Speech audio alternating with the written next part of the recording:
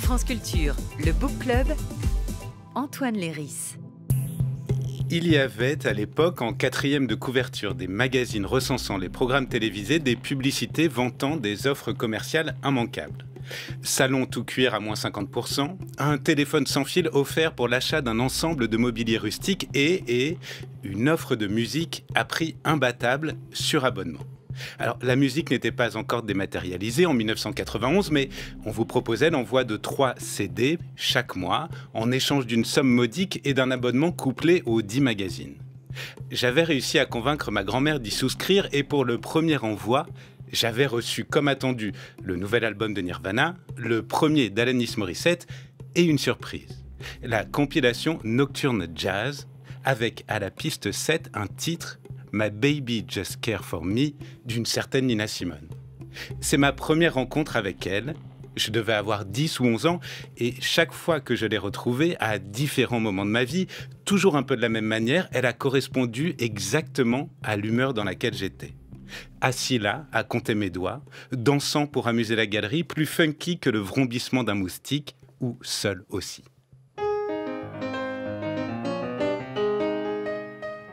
Et j'ai réalisé, en me plongeant dans les ouvrages de mes 2 invités du jour, Marianne Voursch pour le journal intime de Nina Simone et Sophie Adriaansen pour Nina Simone en BD, que j'avais découvert la musique de Nina Simone comme elle l'avait créée. Parfois par hasard, dictée par les humeurs et les engagements qui la traversaient, avec grâce et trébuchement. Ma dernière rencontre avec elle, ne me demandez pas pourquoi, s'intitule Love oh Love.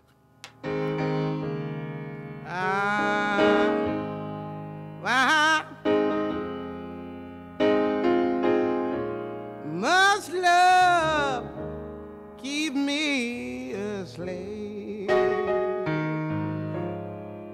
Oh.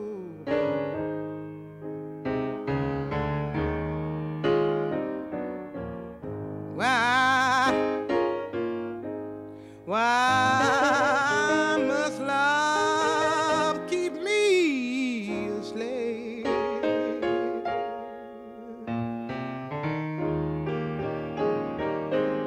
I can't help myself. I ain't got no friends. It will take me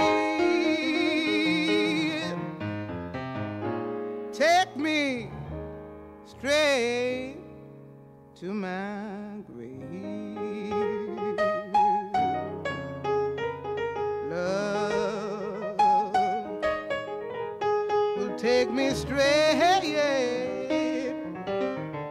to my grave.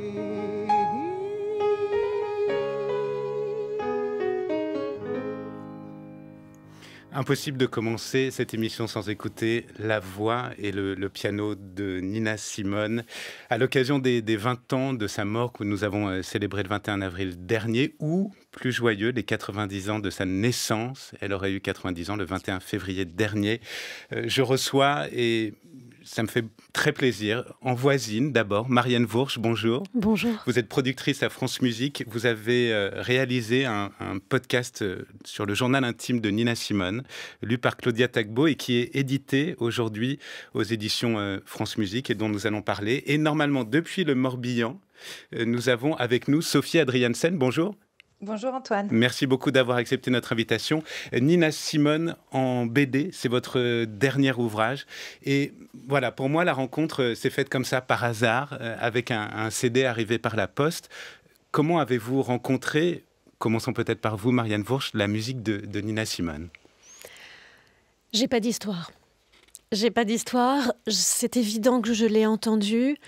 Mais je dois revenir surtout à la source de l'idée du journal intime de Nina Simone, qui a été une concertation avec l'équipe de France Musique, puisque la collection du journal intime met en avant donc des personnages, des artistes au destin absolument exceptionnel et qu'on essaie de transmettre à la jeunesse comme des phares de parcours auxquels ils peuvent s'identifier.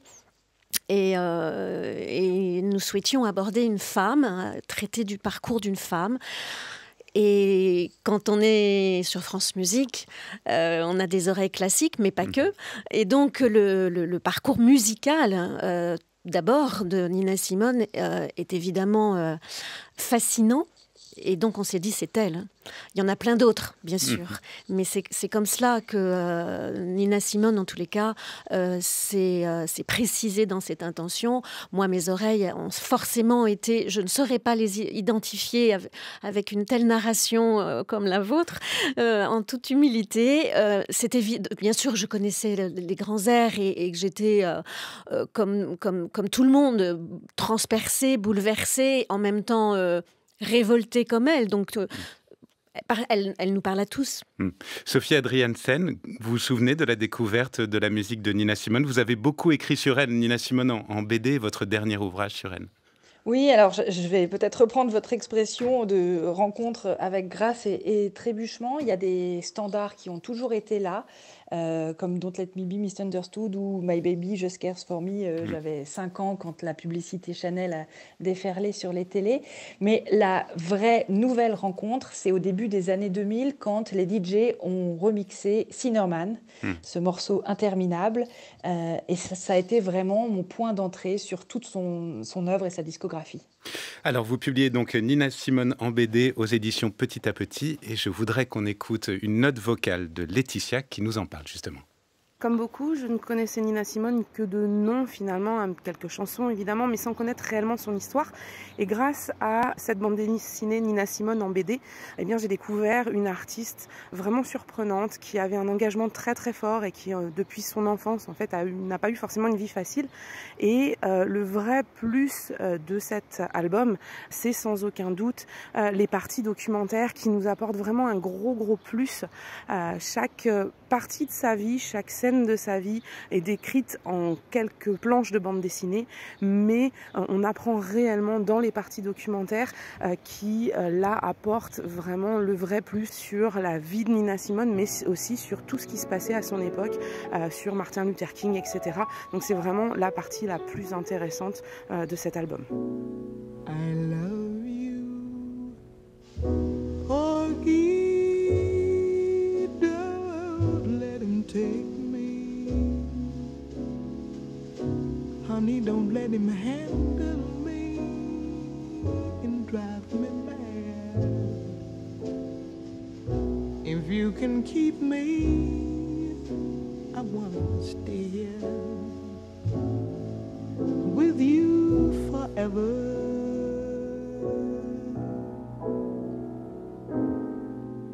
I've got my man.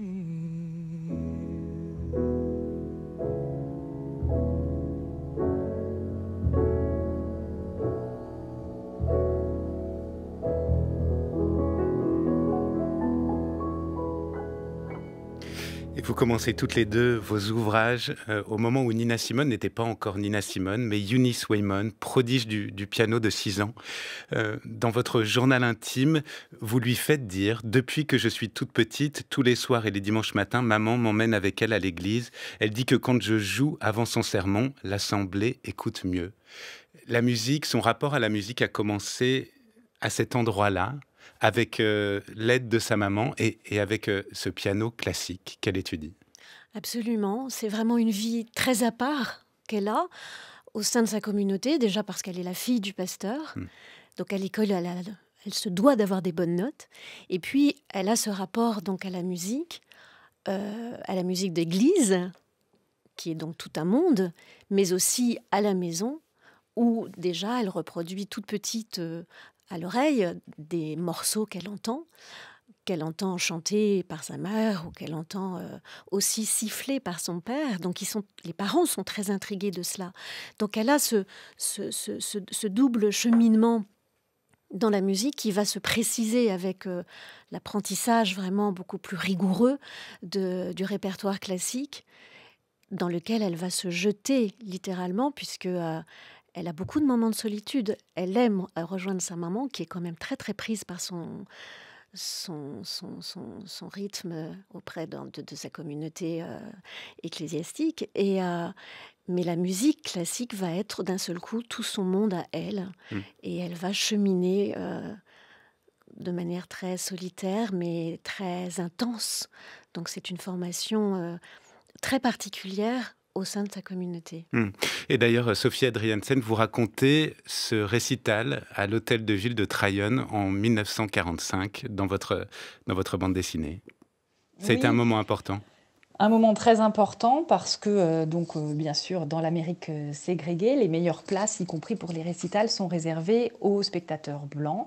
Et Nina Simone, Eunice Waymon, donc, qui est ravie de voir ses parents s'asseoir au premier rang, déchante, c'est le cas de le dire, en voyant qu'ils sont priés de céder leur place à un couple de blancs. Et alors, elle se lève, elle se tourne face à l'assistance et elle annonce qu'elle ne jouera pas tant qu'on n'aura pas redonné leur place à ses parents.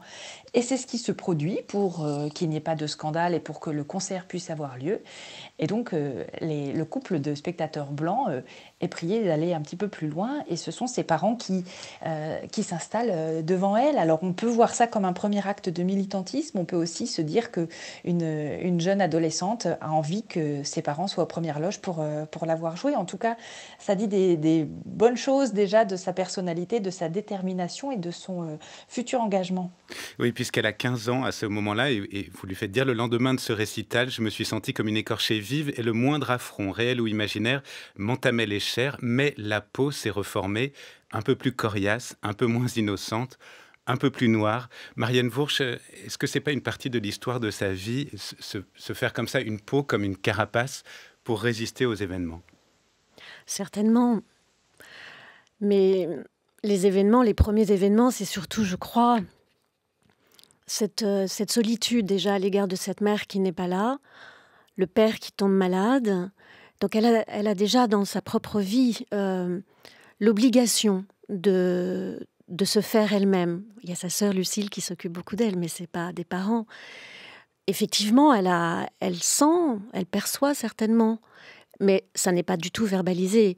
Mais c'est ressenti et c'est ce qu'elle va mettre dans sa détermination. Et progressivement, cet amoureux ensuite aide, qui ne va pas la suivre, puisqu'elle va décider de partir vers New York, secondée, appuyée, fortement encouragée par les parents et la communauté, donc pour poursuivre cette voie classique. Donc là aussi, à nouveau, une sorte de repli sur elle-même, mais pour toujours la même raison, c'est de devenir pianiste.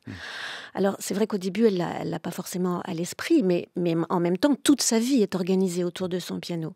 Donc oui, elle franchit des étapes qui ne sont pas encore nommées par elle. Elles sont ressenties, elles sont intégrées dans sa chair, qu'elle met évidemment dans son piano, puisque c'est Bach qui la réconforte lorsqu'elle a compris que Ed allait épouser son amie et que donc elle partirait seule. Donc ce sont des événements de vie que l'on va ensuite, qui vont effectivement progressivement prendre des allures de plus en plus précises jusqu'à aller à ce combat, mais il y en a plein d'autres avant. C'est donc Bach qui la réconforte intimement en tout cas, mais ce n'est pas Bach qu'on lui demande de jouer. On est en 1954. Eunice Waymon, c'est toujours comme ça qu'elle s'appelle, a 21 ans et elle entre dans un bar d'Atlantic City. Sophie Adriaansen, c'est ce soir-là, ce jour-là, qu'elle va devenir Nina Simone. Oui, c'est le Midtown Bar and Grill d'Atlantic City. Je ne sais pas si on y mange vraiment beaucoup de grillades. En tout cas, il y a des alcooliques notoires irlandais qui restent stationnés au bar. Et elle se dit qu'avec le réseau qu'a sa pasteur de maman, Il est fort possible que des gens à Atlantic City aient connaissance du fait qu'elle joue dans un bar et le rapportent à sa mère. Et le bar, ça représente un lieu de perdition pour la famille Wemon. Et la musique qui n'est pas classique ou religieuse, pour la mère de Eunice, c'est la musique du diable. Donc, il faut qu'elle se cache derrière un nom de scène. Elle va choisir un surnom que lui donnait un ancien amoureux, Nina. Il était latino, il l'a surnommé ma Nina.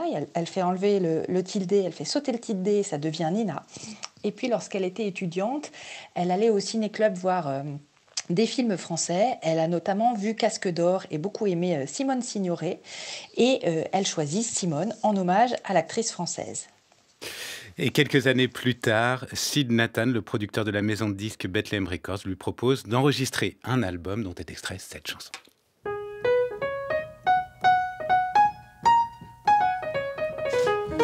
Love me and leave me and let me be lonely. You won't believe me, but I love you only. I'd rather be lonely than happy with somebody else. You might find the nighttime the right time for kissing. Nighttime is my time for just reminiscing, regretting instead of forgetting with somebody else. There'll be no one unless that someone is you. I intend to be independently blue. I want your love, don't wanna borrow. Have it today to give back tomorrow. Your love is my love, there's no love for nobody else.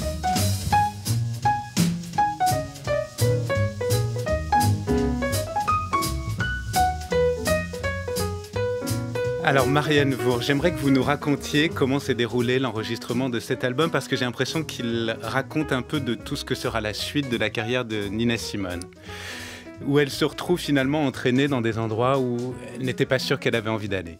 Non, effectivement.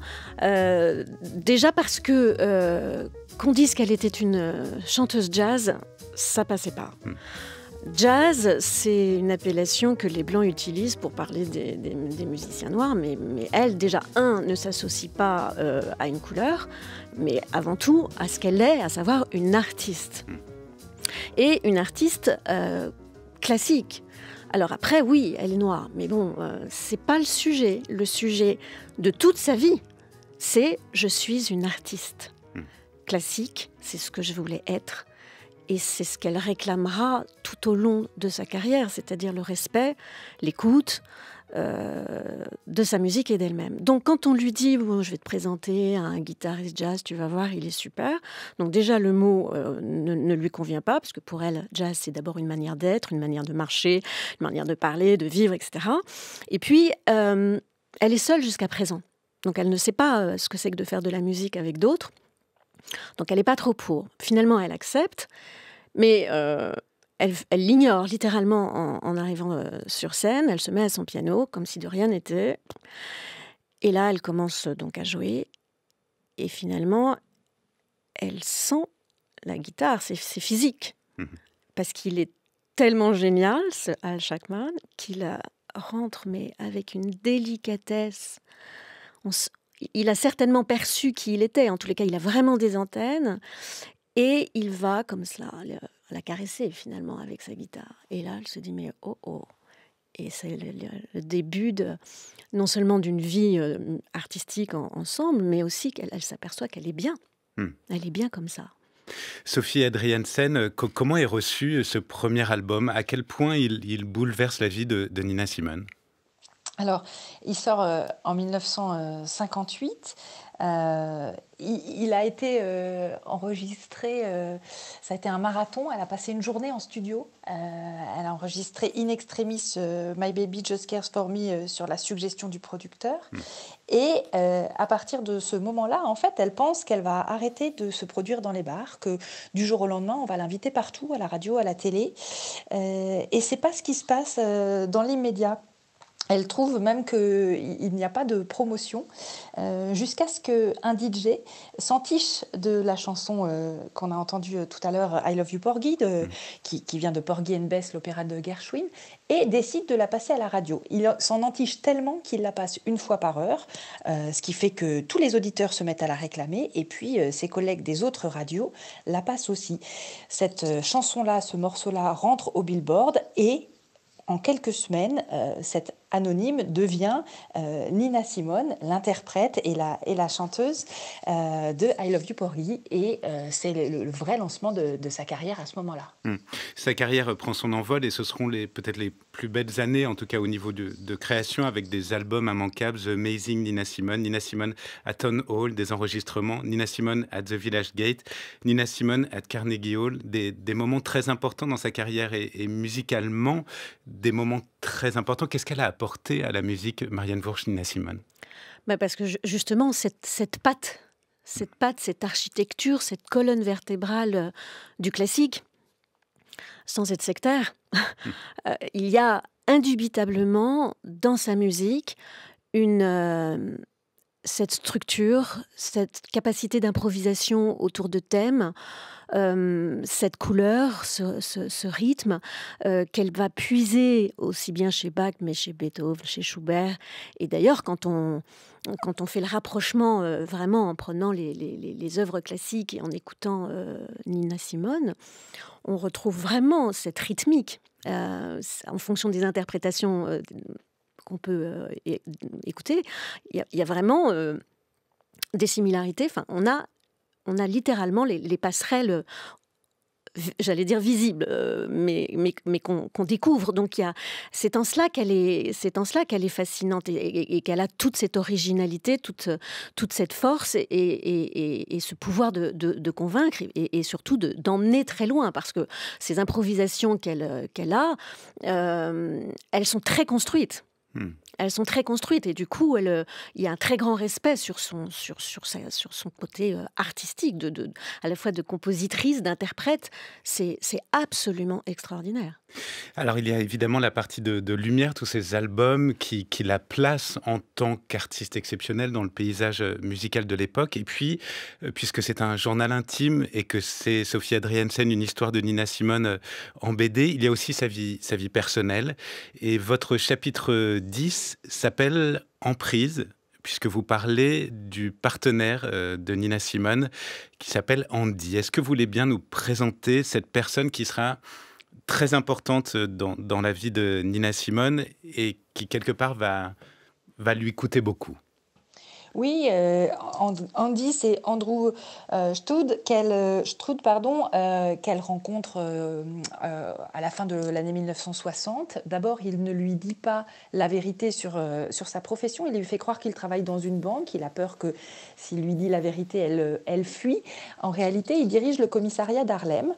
Donc, il est habitué à traiter avec les bandits. Il lui fait la cour. Elle tombe amoureuse. Ils se fiancent. Et le soir de leur fiançailles, ils vont fêter ça dans un bar. Et là, Andy, qui ne boit jamais et qui n'a pas fait preuve de jalousie jusqu'alors, se montre absolument jaloux et sort de ses gonds en voyant un fan donner à Nina Simone son numéro de téléphone, ce qui lui arrive régulièrement. Il l'oblige à quitter le bar, il la frappe dans le taxi, il la frappe à l'appartement, il la viole. C'est un calvaire qui dure de longues heures et suite auquel elle est quand même défigurée à tel point qu'elle n'ose pas sortir de chez elle pendant 15 jours. Et puis après ces 15 jours, elle recroise Andy un petit peu par hasard. Andy assure qu'il ne se souvient de rien, mais qu'il est prêt à la croire. Alors elle prend l'avis de 2 psychiatres. Et après avoir consulté ces 2 spécialistes, elle prend la décision de l'épouser malgré tout en tablant sur le fait qu'Andy ne recommencera pas à se montrer violent avec elle. Ils se marient le 4 décembre 1961, pour le meilleur et pour le pire, parce qu'évidemment, il recommencera à être violent avec elle. Marianne Vourch, la vie personnelle de Nina Simone est pour le moins accidentée. Oui. Oui, De quoi souffrait-elle vraiment? Parce qu'on a dans ces chansons ce sentiment de solitude, on a donc l'alcool qui est présent, il y a cette mélancolie persistante. Est-ce qu'on met un mot sur son état à l'époque? À l'époque, non. Non, il n'y a pas. C'est arrivé. On a identifié ce dont elle souffrait plus tardivement. La grande souffrance de Nina Simone, c'est son échec à Curtis, à la Curtis Institute à Philadelphie, qui est donc ce très très très prestigieux conservatoire de musique pour lequel elle prépare donc le concours. Là, on est bien avant son mariage, mais c'est vraiment une fracture qui va rester béante tout au long. Donc je mettrai à partir de là vraiment une sourde maladie ou poison, un sourd poison qui va progressivement se répandre et pour aller jusqu'au problème que vous citez de drogue de boisson, mais cet échec est pour elle un échec fondamental et fracassant, puisque toute sa communauté, ses parents attendaient d'elle de le réussir. C'était presque une évidence pour tous. Et non, elle ne le réussit pas. Ce qui arrive de ne pas réussir un concours, quand on en connaît la difficulté, ça n'a rien de... C'est pas grave. C'est pas grave. Et d'ailleurs, elle décide de le représenter. Alors, bien sûr, je ne sais pas si je peux poursuivre sur ce sujet-là, mais c'est vrai que on lui dit que finalement, c'est à cause de sa couleur qu'elle échoue. Elle saisit cette raison. Est-elle juste ou pas? Peut-être, mais peut-être pas, puisque d'autres artistes noirs ont intégré Curtis avant elle. Et Vladimir Sokolov, son professeur, de dire non, c'était pas un problème de couleur, mais simplement ce jour-là, elle n'a pas été la meilleure. Et ça, c'est le lot de tout concours. Toujours est-il que cet échec est fracassant, mais ça lui donne aussi cette énergie pour rebondir. Et c'est là le secret de tous les artistes, c'est-à-dire qu'un échec, il faut rebondir. On prend n'importe quelle raison pour se refaire et on y va. Mais c'est vrai que c'est cette fracture-là qui fait qu'elle va totalement changer de voix et garder cette fracture en elle qui donnera toutes ces bosses par la suite. Et toutes ces magnifiques chansons aussi. Exact. Ça va probablement avoir. Absolument. Je voudrais qu'on arrive jusqu'en 1963, qui est une année importante pour les États-Unis et pour Nina Simone aussi. C'est l'attentat de l'église baptiste de la 16e rue, un attentat terroriste commis par le Ku Klux Klan qui vise une église baptiste de la 16e rue, fréquentée par des Afro-Américains. On est le 15 septembre 1963. Dans ce journal intime, vous lui faites dire « Je veux tuer quelqu'un. Des enfants sont morts dans une église. Ils ont tué des enfants noirs. 4 jeunes filles qui se préparaient à célébrer le culte. Des enfants noirs. Je ne sais pas tuer, mais je sais jouer du piano. Crier vengeance. Je peux maintenant dire à maman pourquoi je chante. » C'est cette chanson qu'elle chantera. The name of this tune is Mississippi Goddamn.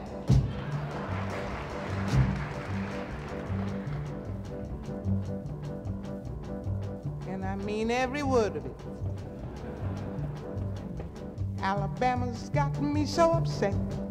Tennessee made me lose my rest. And everybody knows about Mississippi Goddamn. Alabama's got me so upset. Tennessee made me lose my rest, and everybody knows about Mississippi, goddamn. Can't you see it? Can't you feel it? It's all in the air. I can't stand the pressure much longer. Somebody say a prayer. Alabama's got me so upset. Tennessee made me lose my rest, and everybody knows about Mississippi, goddamn. This is a show tune, but the show hasn't been written for it yet. Et Sophie Adriaansen, alors il faut évidemment préciser les paroles de cette chanson qui est un tournant vraiment dans la carrière de Nina Simone. Oui, c'est-à-dire que c'est sa première chanson protestataire, sa première chanson engagée. C'est aussi en entendant cette chanson que le manager de Philips va lui proposer de signer sur son label. Et ces paroles, disent à quel point elle n'en peut plus. Et vous le dites avec des mots polissés. Voilà, et en fait, elle les adaptera quand elle se produira, par exemple, aux marches de Selma. Elle modifiera les noms des lieux en fonction de là où elle se trouve, pour dire qu'en fait, ce qui se passe est valable en Alabama ou dans tous les États, particulièrement du sud des États-Unis. Et c'est sa colère qui passe dans une chanson qui est paradoxalement plutôt joyeuse, rythmée, mais avec pas du tout de mélancolie, ce qui la rend, je trouve, encore plus poignante. Mais le titre contient donc le mot Goddam, qui vaudra aussi au disque d'être censuré et à un certain nombre de disquaires de retrouver les disques en eux-mêmes cassés, parce que ce mot-là, dans l'Amérique puritaine, ça ne passe pas bien. Et surtout de la part d'une femme noire, hein, Marianne Vourch, ça va marquer la suite de sa carrière. C'est un tournant, peut-être, cette chanson? Oui, c'est un tournant, c'est évident. C'est évident, c'est à la fois un tournant par rapport à sa mère, effectivement, puisque, comme on l'évoquait tout à l'heure, ce qu'elle fait, elle le cache, elle ne l'assume pas, en tous les cas, ce virage dans sa vie artistique. Donc d'un seul coup, il y a une raison. Elle peut enfin dire à sa mère pourquoi elle chante. Ça, c'est absolument fondamental et c'est ça qui est très touchant. Elle a cette culpabilité tout au long de tout le démarrage de sa vie de chanteuse. Donc enfin, elle a une raison pour chanter. Et puis, elle a définitivement pris conscience du rôle qu'elle pouvait endosser, du pouvoir qu'elle avait avec ses mots et sa musique. Et là, ça y est, la voie est tracée pour elle, même si elle encourt beaucoup de risques, évidemment. Alors, la suite de sa carrière sera plus ou moins chaotique, avec des grands moments de disparition et puis des moments de réapparition, réappropriés par la culture populaire. Et justement, Marianne Vourch, quelque chose m'a étonné, intrigué. Vous terminez votre journal intime sur une plage d'Israël en 1977. Pourquoi ça? Par pudeur.